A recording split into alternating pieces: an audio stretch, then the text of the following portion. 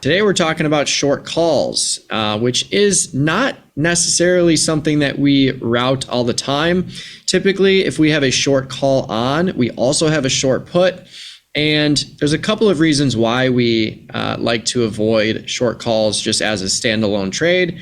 Number one reason is just because we've been vaporized to the upside in a lot of these equities doing this strategy. But with the emergence of things like put zebras and other strategies like put diagonal spreads, where those strategies really take advantage of put skew environments relative to a short call where you really don't. You're actually at the mercy of the lack of skew and the lack of premium in a lot of products.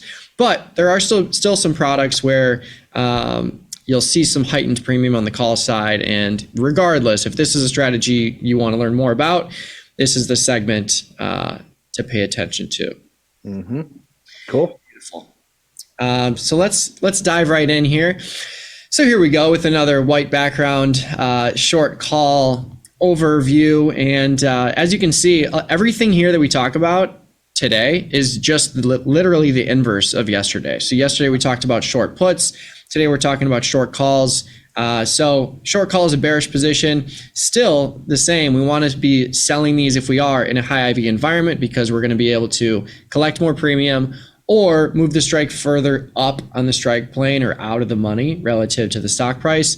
Max profit is the credit received, which you can see by that flatlined green area, just like a short put. Max loss here is technically undefined. Unlike a short put, if you're selling a put in a product and the product goes to zero, that's your max loss. But with a short call, there is no cap to how high a stock can go. There's nothing that says that if a stock goes up, it must come down. And that's why personally, I'm more comfortable with short naked puts, because in my mind, except for the bags that I'm holding in some of these fringe stocks, if I sell a put in SPY or the Qs, I would expect it to at least at some point come back up. It's a little bit of a different mindset, but regardless, max loss here is undefined, but the profit target does not change. Typically, we're looking at 50% of the credit received up front for taking the risk of selling the call.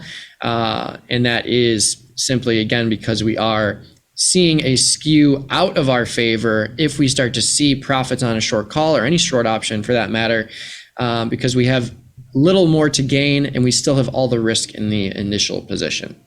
Yeah. And we're looking at this in reference to just naked short calls. So saw some questions coming in from the YouTube chat. We'll definitely revisit covered calls and do a segment on those, but we're just looking at just naked calls today. Mm-hmm. But in that vein, if you're looking at trade entry for short calls, that could absolutely apply to covered calls, because this is really about where we would sell them, what benefits short calls, what doesn't, how to manage short calls, which absolutely applies to covered calls as well. So keep that in mind. Yep. All right, let's move on to the next slide, and we'll take a little bit of a deeper dive into the short call setup. So I thought you were going to take it away there. I thought that was the perfect layup. All right. So a short call seller is selling the right to another party to buy stock at a certain strike price at expiration. The credit received is a risk premium paid for the 100 shares of speculation for the call buyer. So it's a way for a person to hedge long stock positions and be able to exit that long stock at a higher price. Setup for the strategy, we're looking at high IVR, high IV, of course. Anything where we're net short premium, we're always looking for high implied volatility, because all else equal, we'll be selling that extrinsic value for a higher amount than we would if volatility was low. Of course, kind of the same entry mechanics for in comparison to the put. We're always looking around that 16 to 30 delta short option. You can go closer at the money if you do want to get a little bit heavier delta. You can go further out of the money if you want to get lesser delta, but you just got to keep in mind that you don't want to sell the junk, and you don't want to cap your upside on a covered call or put risk on that has unlimited risk for very, very cheap amount of extrinsic value.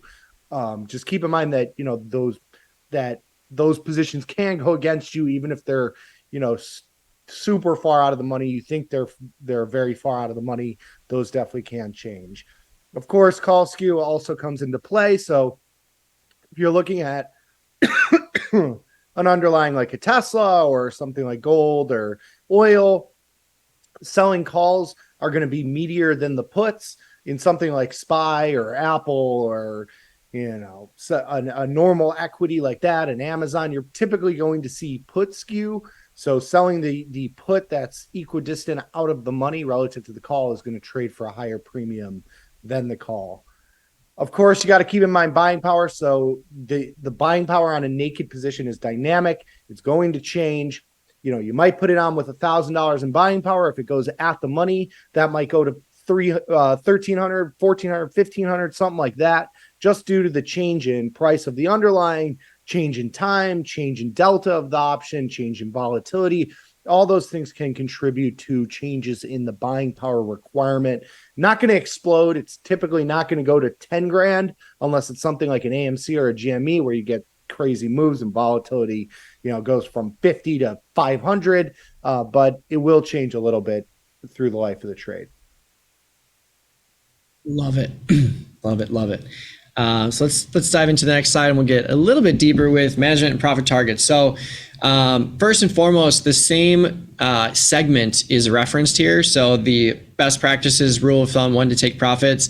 That's actually a great segment to check out if you are wondering about, optimal management timeframes, when to expect certain percentages based on days to expiration or days in the trade. That segment talks about strangles, straddles, short puts, short calls, the whole gambit. So check that out. All that information is listed on the right side of these slides. But literally the same sort of idea here applies with short calls relative to what we talked about yesterday in short puts. Yeah. Max profit around 25 to 50%.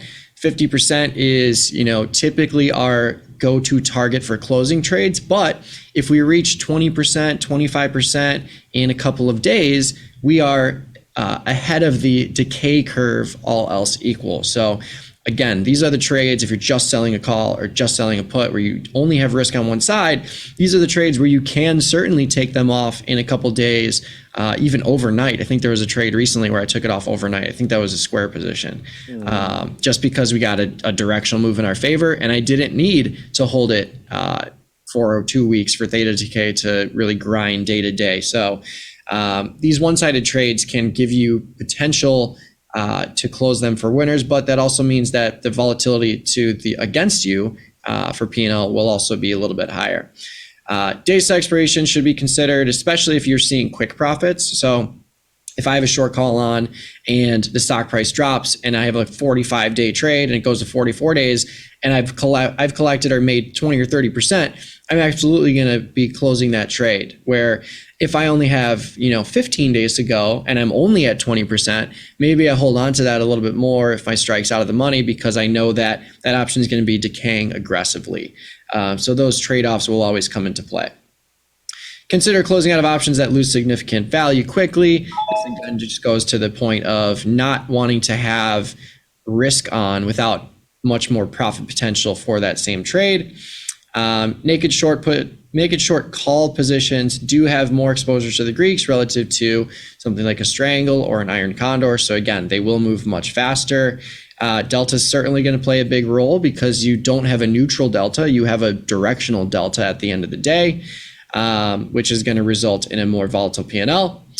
And of course, the risk reward of continuing to hold the position. This really plays into just not holding short calls or naked options past, 80% max profit, 90% max profit. Because at that point, you're just holding risk and you don't have much more to make. Even if your strike is far out of the money, we've seen crazy things happen. Anything can happen. And that's why we just close it down, take the winner if we see it. Buying power comes into play there too, because if you're still using the same $1,000 in buying power, but you only have 5 cents to make, imagine what you can put that buying power towards that can be 5-10x the amount of extrinsic value that you can capture in that short duration option. So yep. Management potential though, rolling out in time, lots of flexibility. You can roll the calls out, you can roll them up and out, which we've talked about in conjunction with covered calls and things like that. But really it's a matter of where you want your risk to be, what you want your delta to be. And because it's a naked option, you don't have to rebuy any sort of defined risk component. So you really do have a lot more flexibility with the naked component in this trade. And of course, if you wanted to create some or tinker with it a little bit more, you have the flexibility to add a naked put spread or put ratio to the downside. Since you're already being margined or you're using buying power for the short call, you can throw on a short put or put spread and use little to no more extra buying power. Yep. Good stuff.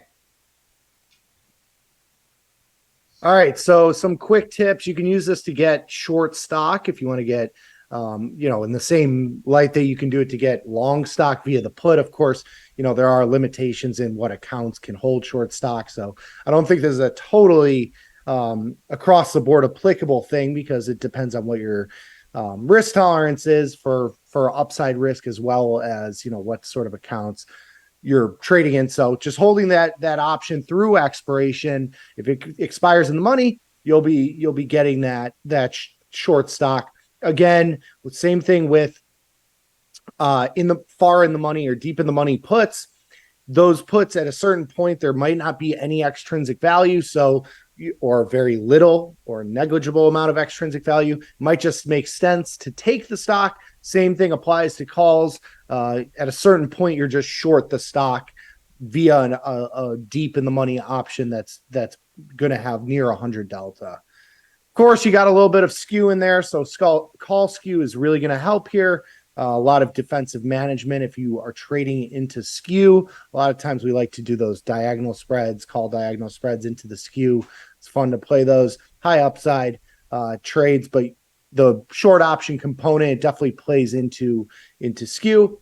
Your assignment risk is going to be a little bit higher with short calls, and it's one of the reasons that you might want to manage positions a little bit earlier. You do have dividend risk, which comes into play on the naked short calls. It applies to all calls regardless of what expiration you're in, but essentially if the call has less extrinsic value than the dividend that's coming up, regardless of what expiration it is, the counterparty, the person that is long that call, has a benefit to exercising that option and capturing that dividend via getting long the stock. So it's important to understand, if there is a dividend coming up and you have a in the money call, understand that you should look at the extrinsic value and just figure out if you're at risk of assignment. Again, assignment, it doesn't change the risk profile, but you would be out that dividend, which is something that would go against you. Synthetically in the money covered calls, or covered in the money short calls, are the same as covered put positions. So selling an in the money call is the same as being short stock with a short put. That is the same risk profile, the same way an in the money short put is the same as long stock short call. They're synthetically the same. You'll have the same amount of intrinsic value as well as the same amount of extrinsic value. Absolutely. And yeah, really, when it comes to strategies like this, again, typically Nick and I will lean more towards defined risk with a strategy like this. But again, what we're about to talk about, the management of short calls, absolutely applies to positions like covered calls or even diagonal spreads. So keep that in mind when we're about to go through the next couple slides here. Yep. All right.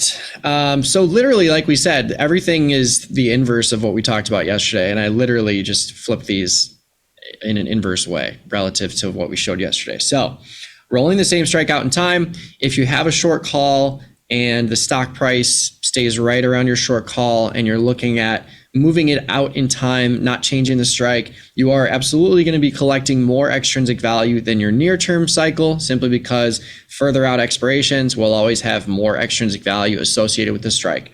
So if you're rolling this out in time, or you're buying back October and you're rolling it to November, something like that, you're going to be picking up extrinsic value, which is going to boost your profit, your out of the money profit, if the call expires out of the money, to the upside, as you see here. But it's also going to move your break even to the upside as well, because any sort of credit collected on the short call offsets your intrinsic value risk to that same degree. So if you collect $3 rolling your call out in time, you can now have your call go $3 more in the money at expiration, and you'll be at a scratch on that position. So that is a pretty cookie cutter example of how rolling out in time, whether it's a short call or a straddle or a strangle, you'll always collect more extrinsic value pushing those strikes out in time if you're not manipulating the strikes. If we go to the next slide here, we'll look at manipulating the strikes. So let's say you sold the call, the stock price drops, your short call loses value, and now you are looking to maybe lean into that move or defend a different position that you might have, like covered call. Rolling that call down and out in time is going to, first of all, add extrinsic value to the call simply because you're moving that call from out of the money to at the money again. But you're also moving that call out in time, which is going to further add to the extrinsic value of the position. So here, as you can see, you are boosting your call value in terms of max profit if your new call strike expires out of the money, but you are doing so by taking on a little bit more upside risk in the sense that you're moving your call down. You are collecting a little bit of premium there, but you're not collecting the full amount in which you're moving your call down. So you now have a little bit more risk relative to your old position, but your max profit is increasing and your short delta is increasing too. So if you have a covered call or a diagonal spread, this actually offsets some of that delta that you might be dealing with. Yep. And the final adjustment, rolling up and out for a scratch. So we talked about this yesterday with short puts. Same thing applies with short calls. If you're understanding how you're manipulating extrinsic value and really manipulating your strike using the same extrinsic value, and we can walk through an example here as well. But anytime you have a stock price that's getting closer to your short call, maybe your short call moves a little bit in the money. If you have little extrinsic value in the call that you're short and you're looking at moving it out in time where you're picking up a lot more extrinsic value, instead of rolling to the same strike and keeping that heavy delta, you can actually move your strike out of the money or at the money as long as the values are the same. So this gray call that you're buying back, if that's worth $5 in October, and you're looking at moving your red call here, which would be the new call that you're rolling into, out to November and at the money, as long as that call is worth $5, this is basically a scratch move where you're removing that intrinsic value, you're replacing it with pure extrinsic value. But as long as that $5 debit that you're paying to close the call is equivalent to the $5 credit that you're collecting to open the new call, this is the manipulation effect that you can do. You can do this all the time. You can do this with diagonal spreads, covered calls, whatever it is. But even if you're just short the naked call, this absolutely applies as long as there's enough premium to offset any sort of intrinsic value risk that you may have.